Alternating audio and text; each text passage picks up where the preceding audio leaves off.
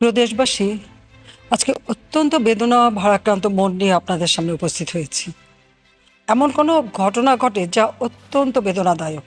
এই কোমলমতি শিক্ষার্থীদের আন্দোলনকে ঘিরে যে সকল ঘটনা ঘটেছে তা খুবই বেদনাদায়ক ও দুঃখজনক। দীর্ঘ 6 মাস পরে নীরবতা ভেঙে ভারতের দিল্লি থেকে জাতির উদ্দেশ্যে ক্ষমা চেয়ে যা বললেন সাবেক প্রধানমন্ত্রী শেখ হাসিনা। 5 আগস্ট শেখ হাসিনার পতনের পর ভারতের আশ্রয় থেকে দিল্লি থেকে বিভিন্ন ফোন কলে নেতাকর্মীদের সঙ্গে কথা বলতেও শোনা যায়, কিন্তু ক্যামেরার সামনে শেখ হাসিনাকে সরাসরি তেমন একটা কথা বলতেও দেখা যায়নি। এবার দীর্ঘ 6 মাস পর জাতির উদ্দেশ্যে কি বললেন সাবেক প্রধানমন্ত্রী শেখ হাসিনা? প্রিয় দেশবাসী, আজকে অত্যন্ত বেদনা ভারাক্রান্ত মন নিয়ে আপনাদের সামনে উপস্থিত হয়েছি। এমন কোনো ঘটনা ঘটে যা অত্যন্ত বেদনাদায়ক। এই কোমলমতি শিক্ষার্থীদের আন্দোলনকে ঘিরে যে সকল ঘটনা ঘটেছে তা খুবই বেদনাদায়ক ও দুঃখজনক। অহেতুক কতগুলি মূল্যবান জীবন ঝরে গেল।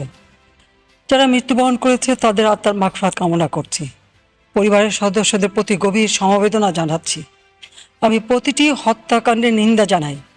যে সকল ঘটনা ঘটেছে তা কখনোই কাম্য ছিল না। চট্টগ্রামে সন্ত্রাসীরা বহুতল ভবনের ছাদ থেকে ছাত্রদের হত্যার উদ্দেশ্যে নির্মমভাবে নিচে ছুঁড়ে ফেলে দিয়েছে। অনেক ছাত্রের হাত পায়ের রগ কেটে দেয়, তাদের উপর লাঠি পেটা ও ধারালো অস্ত্র দ্বারা আঘাত করে। একজন মৃত্যুবরণ করেছে, অনেকে মৃত্যুর সাথে পাঞ্জা লড়ছে। প্রিয় ভিউয়ার্স, শেখ হাসিনা আরো বলেন, জুলাই আন্দোলনে যারা মারা গিয়েছেন সেখানে আমাদেরও কিছু গাফিলতি, কিছু ভুল ছিল। তাদের প্রতি সমবেদনা জানিয়েছেন শেখ হাসিনা। এটা কখনো তাদের জন্য কাম্য ছিল না।